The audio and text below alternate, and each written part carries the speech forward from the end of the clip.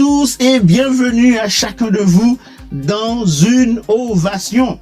Et vous êtes dans la rubrique Le saviez-vous? La semaine dernière, vous avez été nombreux à regarder et à participer dans cette rubrique. Vous aviez joué et il y avait un gagnant d'une recharge de 30 € en espèces dont son nom s'affiche actuellement en bas de votre écran. Félicitations!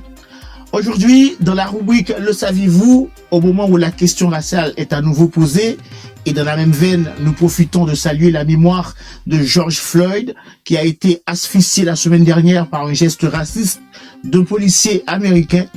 Toutes nos sincères condoléances à sa famille et bon courage à tous ceux qui s'élèvent la voix contre de tels actes dans le monde. Comme je vous ai annoncé, je vais vous parler d'un grand personnage qui a changé le cours de l'histoire. Tout le monde essaie de faire son propre opinion en lui attribuant différentes représentations. De qui s'agit-il? Il s'agit de Jésus. Quelle était sa vraie ressemblance selon des arguments scientifiques et bibliques? Vous êtes dans une ovation et à tout de suite. Ovation, le succès par la création.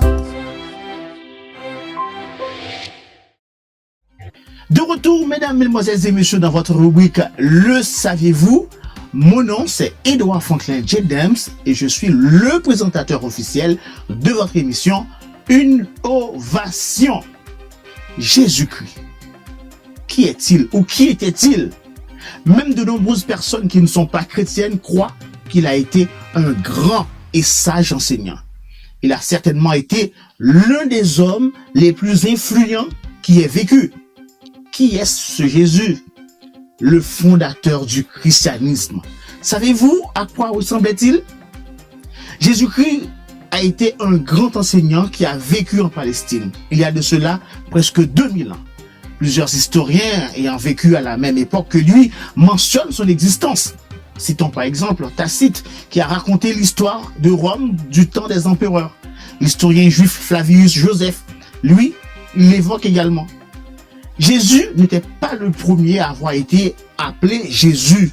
D'autres personnages du temps biblique ont été appelés ainsi. Ce fut le cas de Moïse, d'Aaron et du roi David. Pour différencier Jésus de tous ces personnages, comme étant le Fils de Dieu envoyé, on lui attribuait le nom de Christ, qui vient du grec Christos, l'équivalent de Machia, hébreu, ou Messie, littéralement signifiant oint ou choisi. Voici donc 5 bonnes raisons qui nous permettront de connaître la vraie ressemblance de Jésus, le Christ. Raison numéro 1, ses traits. Jésus était juif et avait vraisemblablement hérité de sa mère des traits propres aux Sémites. Les chercheurs expliquent avoir utilisé l'anthropologie médico-légale grâce à laquelle ils ont pu recréer un visage se rapprochant de celui de Jésus. Ou du moins de celui d'un homme vivant à la même époque et dans la même région que le Christ. Voici donc le résultat de Jason. Raison numéro 2, la longueur de ses cheveux. Il est peu probable que Jésus ait eu de longs cheveux car la Bible déclare que c'est une honte pour l'homme d'avoir les cheveux longs. Donc Jésus, forcément, avait des cheveux courts. Troisième raison, sa barbe. Jésus portait une barbe.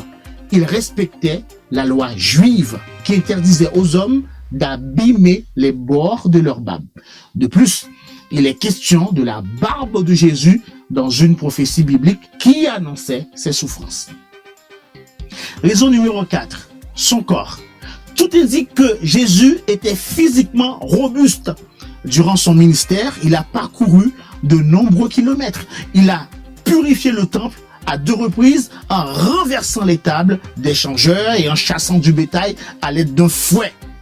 Une encyclopédie déclare: le récit évangélique tout entier indique que Jésus était physiquement fort et en bonne santé. Raison numéro 5. Les expressions de son visage.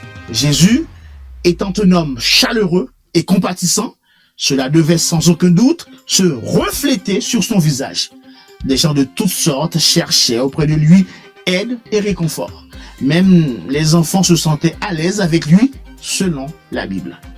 À présent, mesdames, mesdemoiselles et messieurs, c'est le moment de jouer ensemble pour vous faire gagner une autre recharge de 30 € en espèces en répondant à la question suivante. Quelle méthode les scientifiques ont-ils utilisée pour recréer le visage le plus rapprochant de celui de Jésus? Réponse A, la méthode du sel, ou réponse B, l'anthropologie médico-légale. Envoyez A ou B à l'adresse mail innovation509@gmail.com et samedi prochain, par tirage au sort, nous connaîtrons notre prochain gagnant. Bonne participation à tous. Voilà, mesdames, mesdemoiselles et messieurs, c'est la fin de votre rubrique dans votre émission Innovation. Merci de l'avoir religieusement suivi et à la semaine prochaine. Ciao, ciao.